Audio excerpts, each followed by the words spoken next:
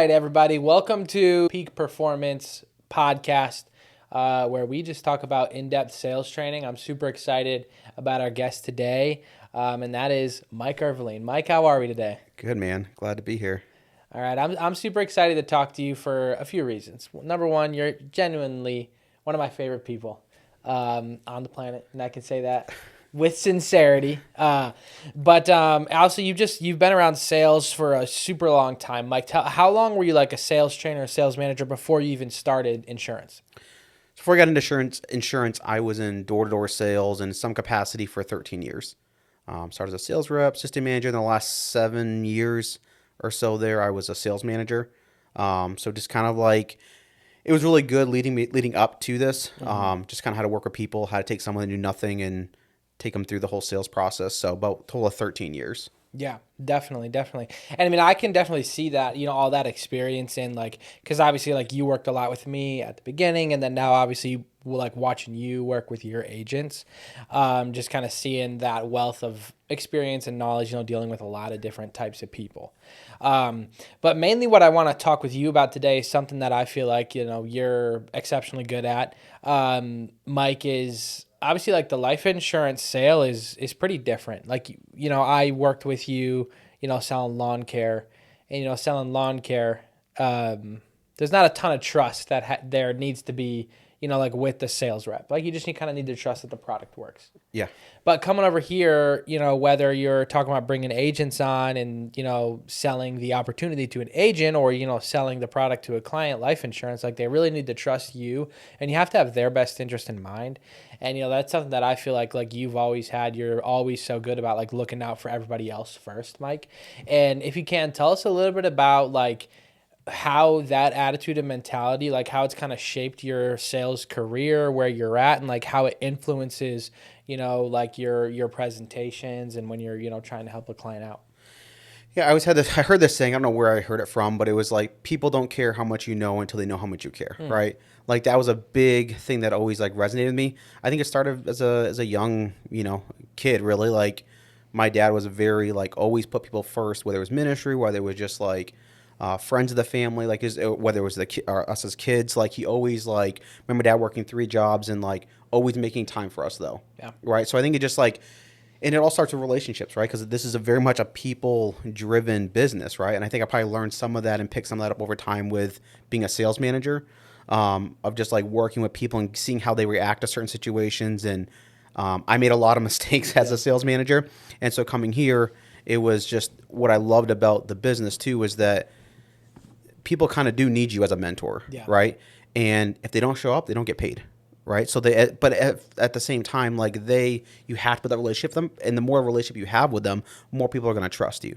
Same exact thing through the sales process, right? Like the first thing we do is build credibility, and then they do have to like you a little bit, right? Yeah. Not so hard on that side of it, but it's just something that I think, you got to put the client first in every situation. If you come in with having a rough week and then had a rough prior week and then you bring that over to your next week, it's really tough. And a lot of agents struggle because they're so, I got to make the sale. Yeah. So just taking that back and be like, how can I help this client? How can I put them in the best position? And a lot of things before you even go into your appointment, like have that mindset of like, hey, I had a rough week. What can I do to help this client and really make sure something happens to them that they're protected? Yeah, definitely. And I mean, you had probably one of the wildest starts of anybody that I've ever heard. Yeah. Right? Like tell us a little bit about that. Like obviously your first 4 weeks you were buying leads, but the leads just weren't coming in. Yeah. So I'd asked a lot of questions getting into the business. I was talking to literally any top producer, like, hey, how much are you spending on leads? What type of leads? What's your schedule look like? And so I at least had like a good idea because I wanted to know like, how can I attack this business and like be a top performer early on. Yeah. And so, spent, it was December 2020, peak COVID and Christmas time is kind of when I was getting my start. So I was like, I'm going to go super aggressive. I'm going to spend $2,000 a week on leads. And just kind of like, for every 1,000 I spend, I should gross 5,000 what they told me. So I was like, hey, this is the lead vendor. And I went all in. So first week spent 2,000. All right. Should take another week or so for them to come in. That's fine. Second week came, no leads. Okay. Maybe the third week, nothing. Right. So then the fourth week, I'm pretty stressed out, but I'd already burnt my ship. So I knew like, hey, I'm not ever going back to that. Right. So, once the leads finally start coming in, I just went to work and through that struggle again, it was just, I understood too, it was my business. Yeah. So I got to make corrections. I got to figure things out. And it kind of, but yeah, it was pretty rocky start spending $8,000 and not having any leads come in. So Yeah, no, that was hard to wild. run a business. It's not like today, like, yeah, obviously nowadays, like agents, you buy leads and you get them right away. Like most of them are social media leads. You know, they come in with the next couple of days. Like, bro, there was a mail house that would send out the leads, and then the leads would go back to the mail house, and then the mail house would send them back to you. Yeah. So it was like a whole big 4 to 6 week process that would happen, and like you just weren't getting them. And I remember because you came in probably a month or two before I did, Yep. and coming in, I was like, oh, Mike, my old sales manager, like, you know, he's gonna do really well. Like obviously he can sell, you know, like he helped train me over there. And then the first few weeks, I was like, oh, Mike's not. I didn't know what was going on. I was like, oh, Mike's not selling much. But then all of a sudden, you just like popped off. And helped 18 families in the 1 week. Like I distinctly remember that you went from helping like maybe 2 or 3 families a week, all of a sudden like 18. And that's something that I feel like you've done exceptionally well. Also, is like, you know, when you do have a bad spell or a dry spell, and I think it's something that comes with experience in sales. But like when you have that bad spell, the dry spell, or you know, if you take time off, coming back from time off, like just getting right back on top, you know, where you left off, which is a skill that I think is very rare. You know, I think it takes people some time to develop that. Can you talk about what goes into that a little bit, just coming back from like a bad week or time off? I always think with this business, agents want to overcomplicate everything. Yeah. They want to focus on certain things I always tell agents, keep the business simple. This is a very simple, is it easy? No. There's a lot of hard work, but if you keep things simple and know what to focus on, it's a pretty simple business. Yeah. So I'm always preaching to agents like, hey, what are your numbers, right? We start there. Hey, had a bad week out, and early on I didn't track my numbers, so I messed everything up. That's how I know how to kind of put it back together, right? Yeah. So I think early on, if I have an agent who's struggling, I'm like, hey, let's look at your numbers. If you don't track your numbers, can't really help you a whole lot, right? It's funny. I think you and I had an agent reach out to us, not on either one of our teams, and they're like, hey, I struggled really bad last week. We both asked them the same question. They both came to difference, and you and I ended up talking, right? Yeah. And both of them was like, we didn't track his numbers. So we're like, hey, it's hard for us to help you. Mm-hmm. Next week he tracked it and turned his week around, right? Yeah. So starting there, like, hey, okay, what is your activity? Can you focus on the activity? Like that's hard for agents to do. Yeah. Like they always want to focus on the end result, the last thing which is closing business, right? So early on, I just knew that if I focused on the activity, that the results were going to always be there, right? And it allowed me to, 2 things I think are so paramount that I think we probably see, right, is if we have an agent that works hard and is coachable, the sky's the limit for them. Yeah. Like that's really the only 2 things we see all the time. We talk a lot about agents that just like, man, they just won't, they ask us advice, but they don't ever apply it. Yeah.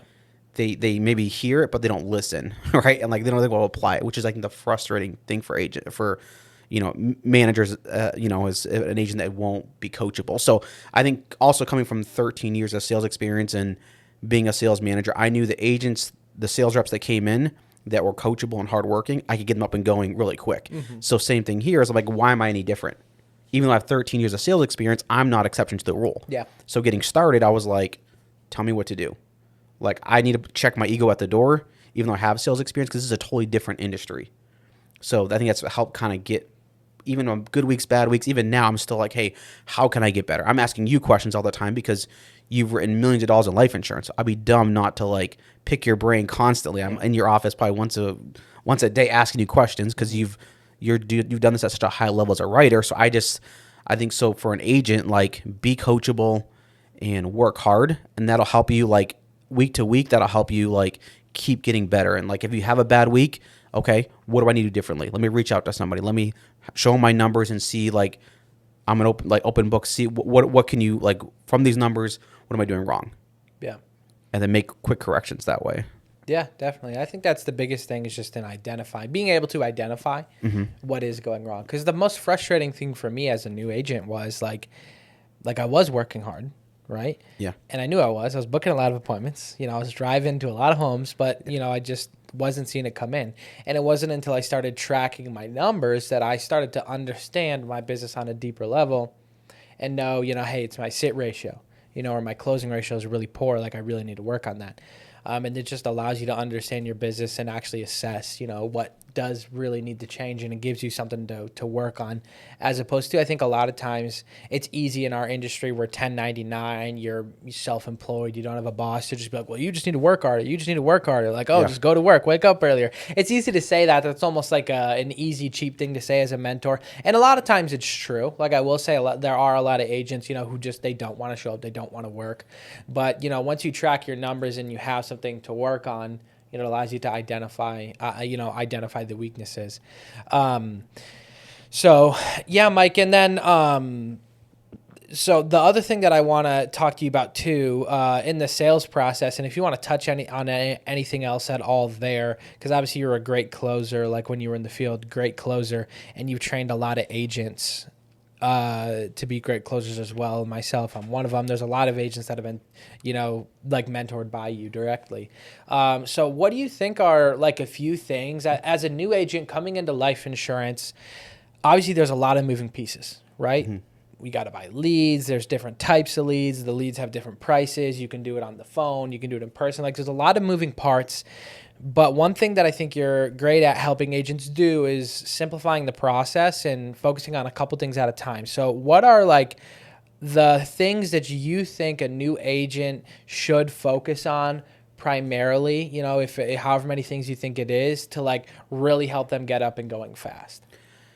I think like for our team, like even my direct agents, they use your script, your in-home script. Like that is the biggest tool that if an agent doesn't utilize, your learning curve is so much bigger. For the longest time, we didn't have that. Yeah. So like our team, you, Mindy, Travis, everyone has their own script. Mm-hmm. You're here local at the office, and I love your script. So my guys just use your script, and it takes out all the frustration out of it. Where if you just have enough appointments, you follow the script, you get results. Yeah. Like it's that simple. And I think if agents can you book? So it starts with the phones, right? Your phones, you have to book. If you want to write, protect 10 families a week, I would tell agents start with, hey, let's see how quickly we can get to 30 appointments a week. And then of that, how many can we get to show? Can we get 15, 16, 17 to show, right? And then of that, if you just follow the in-home script, start to finish, and then after the financial inventory, reach out. How are we going to maybe do what product are we going to put them with? What are we going to show them? And then get back on the phone, finish out the script. Like that leads to success. I've seen it with my own agents, right? Like, multiple times, like they're hitting early on, they're protecting 10 plus families a week within their first 4 or 5 weeks. Yeah. Because I'm trying to keep it as simple as possible for them. I give them 2 to 3 things to focus on. Then you something maybe like pulling a motion or how to position it. That's kind of like the extra stuff that they learn throughout it. But again, we were talking yesterday, it's like when you have a new bowler, you put the bumpers up. So if you just throw the ball that way, I don't care if you do between your legs, behind your back, like if you just throw the ball that way, you're going to have success early on. Because if you just, that's where the script comes in. Yeah. You've run over $1 million in life insurance. So as a new agent, it's like, why would I do anything different than just follow the script? Like we know, we can get anyone up in writing if they just buy leads, right? Put in a ton of work, getting good on the phones really quick. And then from there, okay, how do we get them to show, right? Like agents, they'll book 40 appointments and then I got 12 to show. Okay, let's work on the next step. It's a process, right? Get them to show, and then the sales process is literally just following the script. And then we make little tweaks here and there, and it's that's the business. If agents want to overcomplicate and they always want to focus on I'm not closing. Okay, let's look at your numbers. How many appointments did we have? How many dials did we make? How many appointments did we book? How many showed? And then the last step of the process is okay, why didn't we close? Yeah. So I think that is I try to boil it down to be that easy for my agents. Yeah. I love that it all comes back down to that for you. Are you using the script and what are your numbers? Because to me, those really are the two things, that for my agents, I'm like, hey, use my script, you know, and then track your numbers. And between those two things, we eliminate a lot of variables. If you're just trying to make your own script or you're cobbling together a bunch of other people's script, well, now we have that variable of does the script work, right? And if you don't track your numbers, we have the variable of, is it my show ratio? Is it my closing ratio? Do I suck with old people or am I really good with young people? But, you want to eliminate as many variables as possible.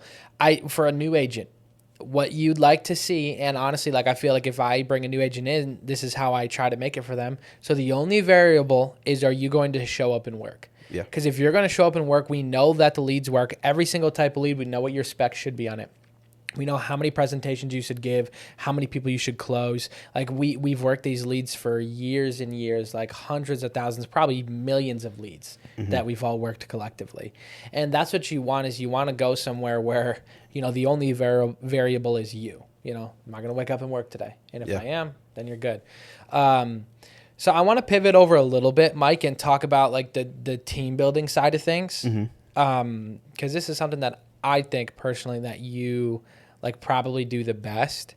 And a lot of people probably that don't know you, like you're quiet, not quiet, but like you're not loud. You're not showy. So a lot of people that don't know you really well probably wouldn't know this. But I feel like you've built one of the strongest teams with some of the strongest individuals and like managers around you. And a lot of that I think has to do with like how you pour into people and you truly care about people and put other people first, which is something that I know like at Pinnacle, like we are making a priority. And I don't think there's anybody that embodies that quite like you do. And a lot of people don't really know that, and you're not going to go around and tell people that, which is, why I want to have you on here and highlight you a little bit. But like I remember one time when I was getting started in life insurance, a couple months in, I was at the time, we weren't in person. We didn't do stuff over the phone, or we were in person. We didn't do things over the phone. Yeah. And I was doing travel trips. I would fly to Minnesota twice a month. I would fly to Missouri and go run appointments there in people's homes. And there was one time where, and I didn't tell anybody this, I wasn't like asking for help, but you knew I was going to drive up there. You knew I had a travel trip scheduled. You're like, hey, Ryan, where are you staying? And I was like, I don't really have money for a hotel. It's like, I'll probably just sleep in my car and shower at the Y, or something like that. Yeah. And then, cause I was down bad at that point. Like I had like almost no money. Like I had been struggling for a while, and you're like, no, you're not, dude. Here's a hotel. You booked a hotel for me. And then you paid for my lead batch. And you didn't have to do that at the time. I don't think you had any incentive at all to do that. Like I wasn't on your team yet. So there was no like monetary incentive for you to do that, but that's something that you did out of the kindness of your heart, like just to help me as a friend. And that meant a lot to me, and I know that I'm not the only person that you've done things like that with. And I say all that to ask you so that people understand, like that's so important. Like I truly wouldn't be where I am today. Like I've written a lot of insurance. I've helped a lot of people do a lot of things, but like I wouldn't be here if it weren't for you in that one moment. And how important, Mike, do you think it's been for you to make sure that like you're there for what other people need? If that means helping them out financially, like talk a little bit about that. Like how's that helped your team? Well, I appreciate you saying all that first off. And it just, I think it's just wanting others to win. Like it's a drive. I don't know what it is inside of me that like almost sometimes to a fault probably, right? Yeah. Of like wanting others to succeed, right? Because I know, I think it starts off too, like when I have an agent that comes in, like if they call me boss or call me like, my upline, I'm like, no, I'm your business partner. Yeah. Like we're all equal, right? Like just because I'm in the hierarchy, like I'm no different, right? I know I'm a nobody, right? Like that just like God gave me a great opportunity that I can take advantage of and help a bunch of people.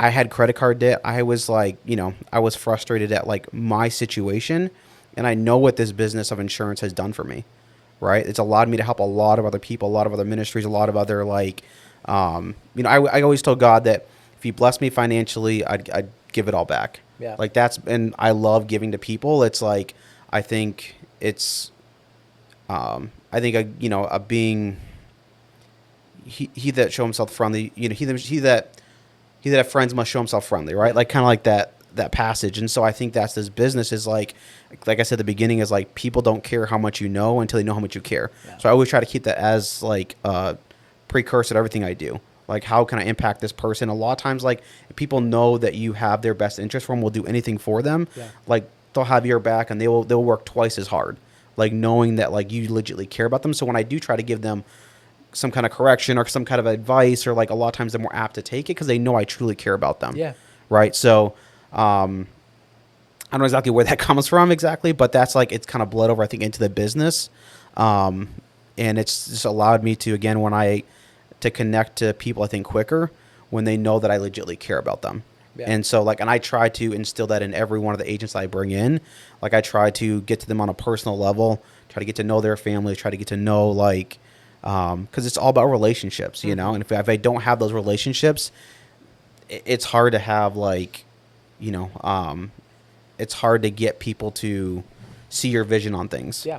Right. So I think that's just kind of where it all starts, is just, you know, sometimes I think, again, like it's giving to a fault probably sometimes, but again, at the same time, like, I see it almost as an investment in people, and the more I invest in people, the more it gets returned to me. Yeah. That's the great thing about this business, you know? Yeah. And I think it's really cool that you pointed out, like, when you do have other people's best interest in mind and they know that, when there's something that you need to say to them, they're going to listen. Yeah. You know, and that's definitely important, because if there's ever any like serious conversation or topic that we have, like, I take everything that you say very seriously. You know, I do. And I listen, and I'll tell my wife about it. But, and then, you know, I've had mentors, leaders, you know, other people in my life that, you know, where I'm, you know, a little bit questioning of some of their motives. And, you know, a lot of times I'm not listening at all to some of the things that they say. And I think that's huge, just making sure the agents that you bring in, because as a mentor in this business, you know, if you're bringing agents in and trying to build a team, you always want to view it as, I'm directly responsible for the financial well-being of this agent and their family. 100%.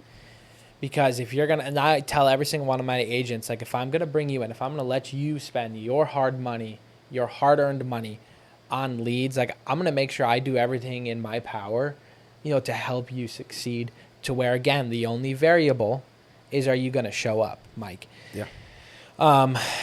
And yeah, that's just been, like, you've had a huge impact on my life, you know, my life and my wife's life. And so I just want to say thank you to you publicly, you know, with some people listening. And then you've obviously helped me, you know, figure out what I truly want to value.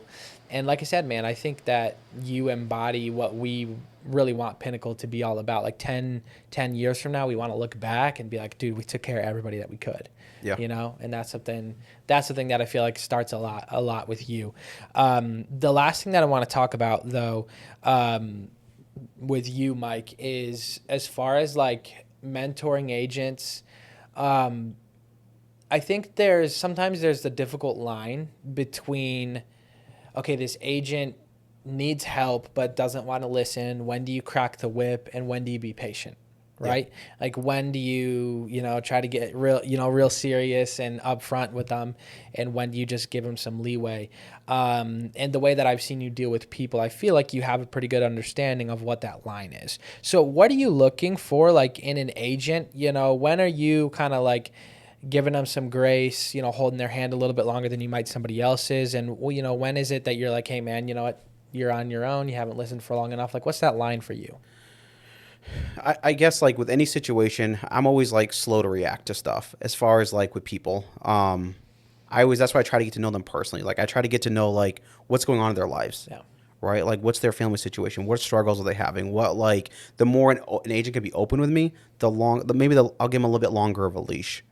Right? If I really know that they're struggling in certain areas of their life, maybe that's what's leading to poor results, or them, like, they didn't show up one day, right? Like, and a little bit, it's like a little bit of a gut. Like, you have to go with your gut sometimes. Yeah.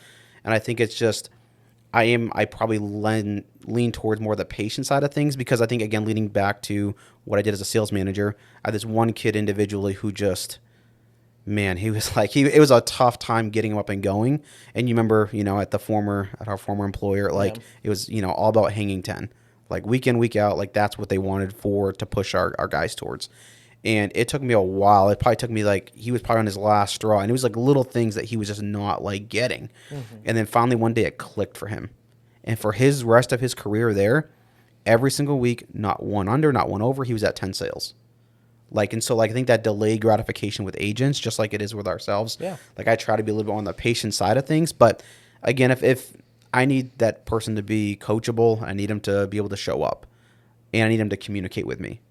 If those three things aren't consistently there, like I can't want it more than they want it. Yeah. And that's been the hardest probably lesson I've had to learn is like knowing when does this agent just not have that extra gear to like lock in and do what they say they're going to do, that follow through.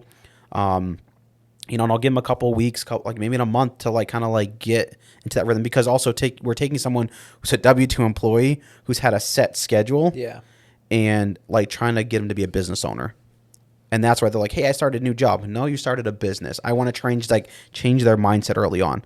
And that's why like I do now a week worth of orientation for most agents. And one thing I'm trying to do in that like week is like get to their mindset of, hey, you're starting a business. So I'm reading them like, hey, this is not a job.